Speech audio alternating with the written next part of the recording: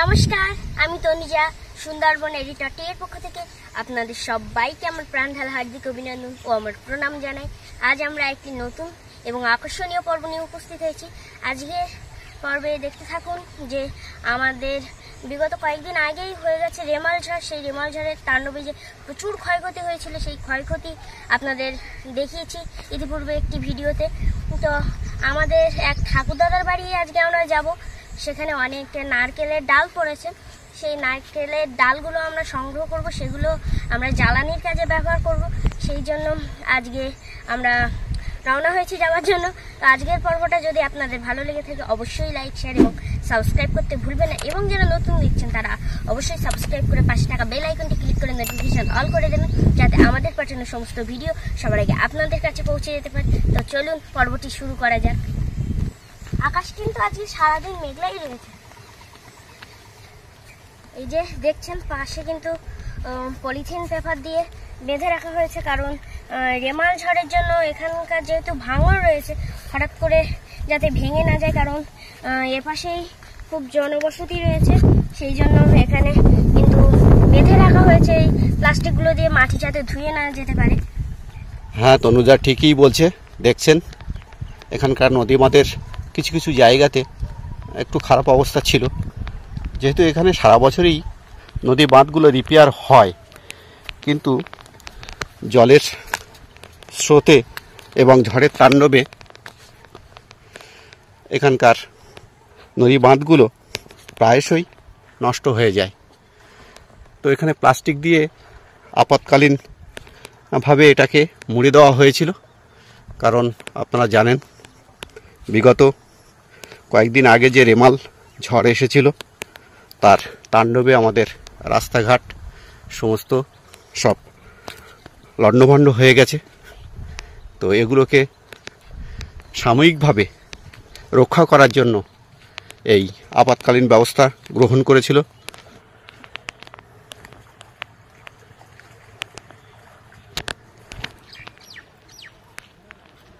দেখছেন এখানে কিন্তু যে বিদ্যুতের পোলগুলো রয়েছে, এই পোলের তার কিন্তু কেটে পড়ে রয়েছে, একটা গাছের ডাল কিন্তু ওর উপরে পড়ে রয়েছে। দেখুন, আমি বলেছিলাম যে আমাদের এখানে কয়েকদিন বিদ্যুৎ ছিল না, কারণ বিদ্যুতের পোলগুলোর সঙ্গে গাছের ডাল জড়িয়ে আমাদের বিদ্যুৎ কিন্তু ছিলই না একদম, সেই জন্য আমরা ফোন চার্জ দিতে পারিনি।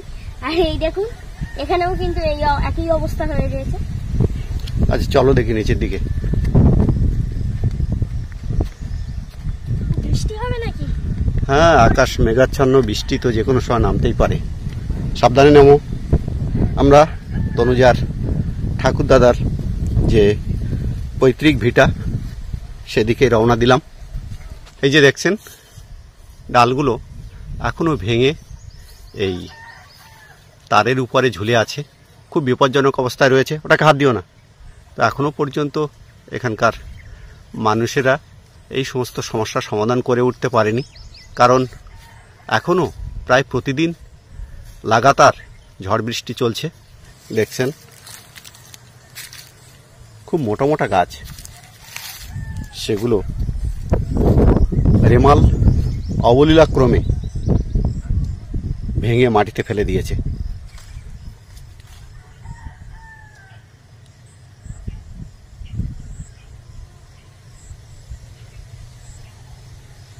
এখানে বাঁশ গাছগুলো কিন্তু হেলে পড়ে রয়েছে। হ্যাঁ দেখেছো, এত বড় বড় বাঁশ, তো সেগুলো এই ঝড়ের হাত থেকে কিন্তু রেহাই পায়নি। বাড়িতে যারা থাকতো তারা বেঁচে নেই কেউ, তাই বাড়িটা এইভাবেই পড়ে রয়েছে। হ্যাঁ, আপনাদের জ্ঞাতার্থে জানাই যে এই বাড়িতে যারা বাস করতেন, দুজন বৃদ্ধ এবং বৃদ্ধা, দুজনেই পরলোক গমন করেছেন। বৃদ্ধা মারা যাওয়ার পরে বৃদ্ধ মানুষটিও শোকার্ত হয়ে মারা যান কিছুদিনের মধ্যেই। তো এই বাড়িকে ঘিরে অনেকটা শোকের ছায়া কিন্তু দানা বেঁধে আছে। হ্যাঁ, দেখছেন বড় বড় গাছ পুকুরের মধ্যে আজও পড়ে আছে। ঝড়ের নিদর্শন এই পুকুরগুলো থেকে শুরু করে এই ভিটে বাড়ির আশপাশ চারিপাশে আপনাদের চোখে পড়বে। এই নারকেল গাছগুলো বহুদিনের পুরানো। এই নারকেল গাছগুলো যারা লাগিয়েছিলেন তারা আজ কেউ আর এই পৃথিবীতে বেঁচে নেই। হ্যাঁ, নারকেল দুটো ডাল সামনেই পড়ে রয়েছে, কেটে এক সাইডে করে রেখে দিচ্ছি, পরে ফেলে নিয়ে যাবো এক সাইডে এখানটায় রেখে দিচ্ছি। এগুলোকে বাইরে করে দাও, একবারে বাইরে করে দাও। একদম কাঁচা পাতা পড়ে রয়েছে, এই গাছগুলো যেন পড়ে না যায়। সাবধানে নিয়ে যাও, এখানে কারণ এখানে প্রচুর পরিমাণে সুপারি গাছ লাগানো রয়েছে। এখানে পরে ফেলে একেবারে নিয়ে যাবো। ওগুলোকে একদম বাইরে বার করে দাও, নেটের বাইরে বার করে দাও। এই এরিয়ার বাইরে হ্যাঁ, বাইরে বার করে দাও। আর দেখি কোথায় পড়েছে। এই যে এটা পরে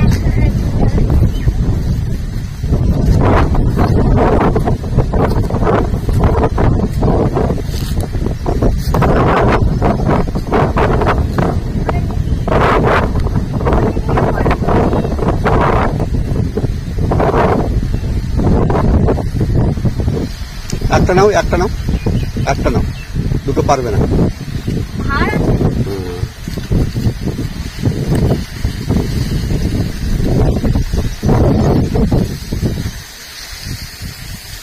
শোনা, তুমি পাচ্ছ তো?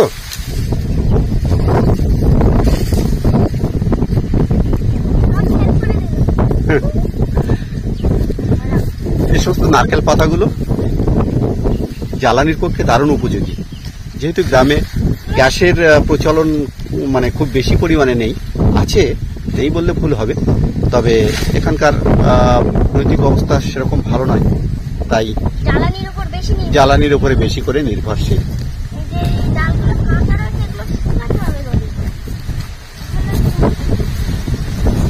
অনেক বড় দিঘি এটা, অনেকদিন সংস্কার করা হয় না, কারণ যারা এই সমস্ত দিঘি বা পুকুরগুলো ব্যবহার করতেন তারা আজ আর কেউই বেঁচে নেই, যার ফলে বাড়িটা অনেকটা অগোছালো হয়ে পড়েছে। বহু স্মৃতি বিজড়িত এই সমস্ত বাড়িগুলো। হ্যাঁ, ওগুলো ওপারে নাও, ওপারে নাও, একবারে ওপারে তুলে দাও। হ্যাঁ, এই জন্য আগুন ধরাতে খুব সুবিধা হয়, ওইটা নিয়ে আসি। অনেকটা জল হবে না তো?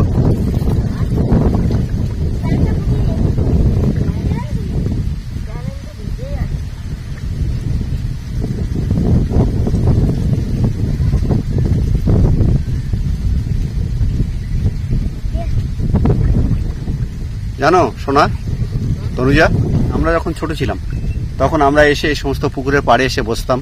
হ্যাঁ, আমাদের যারা ঠাকুরদা ঠাকুমা ছিল তারা আমাদের এই গাছ থেকে ডাব নারকেল পেড়ে দিত। হ্যাঁ, আমরা খেতাম। সেসব পুরানো অনেক স্মৃতি আমাদের মনের মণিকোটায় জমা হয়ে আছে।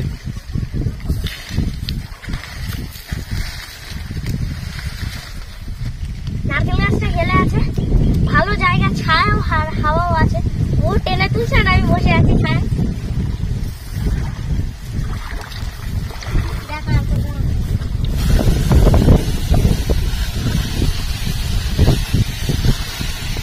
এবার আমাদের ঘরে ফেরার পালা। টাটা।